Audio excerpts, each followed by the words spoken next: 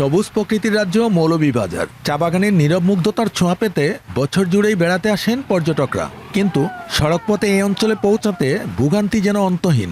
সড়কের উন্নয়ন কাজের ধীর গতিতে ব্রাহ্মণবাড়িয়ায় সড়কে সড়কে যানজটে বের হচ্ছে 8 থেকে 10 ঘন্টা। বাস চালকেরাও জানান তাদের সমস্যার কথা।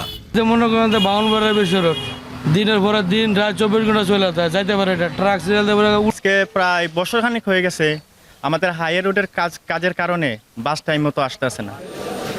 এদিকে ট্রেন যাত্রীদের অভিযোগ, কাউন্টারে মিলছে না কাঙ্ক্ষিত টিকিট। অনলাইনে 2 থেকে 3 মিনিটের মধ্যে সব টিকিট হাওয়া। বাধ্য হয়ে বেশি টাকা দিয়ে দালাল চক্রের টিকিট কিনছেন অনেকেই। ট্রেনের নানা সমস্যা সহ টিকিট না পাওয়ার কথা স্বীকার করলেন স্টেশন ম্যানেজাররাও।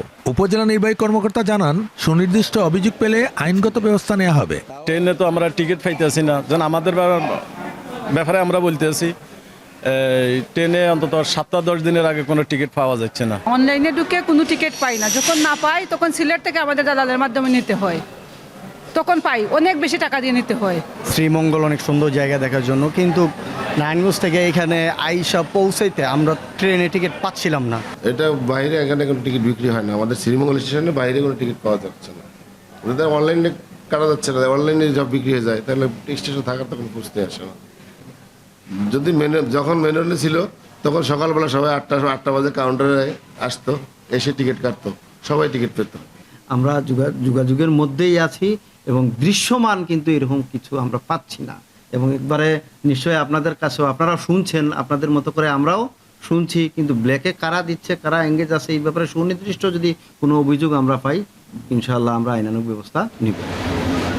যাতায়াত সমস্যায় আগাম বুকিংয়ের 70 ভাগ বাতিল করেছে পর্যটকরা। এ শিল্পের ক্ষতির পাশাপাশি সরকার হারাচ্ছে রাজস্ব। অসংখ্য হোটেলে কারো 2 রুম, কারো 1 রুম, 70% বুকিং ক্যান্সেল হয়ে গেছে ইতিমধ্যে। কারণ এত দুর্ভোগ পোহানোর পরে কোনো পর্যটক এখানে ভ্রমণে আসতে নিরুৎসাহিত হচ্ছেন। ভুক্তভোগী ও ব্যবসায়ীদের দাবি, সড়ক ও রেলপথ দ্রুত মেরামত সহ নতুন ট্রেন চালু করলেই কমতে পারে জনভোগান্তি। এম এ হামিদ, এখন মৌলভীবাজার।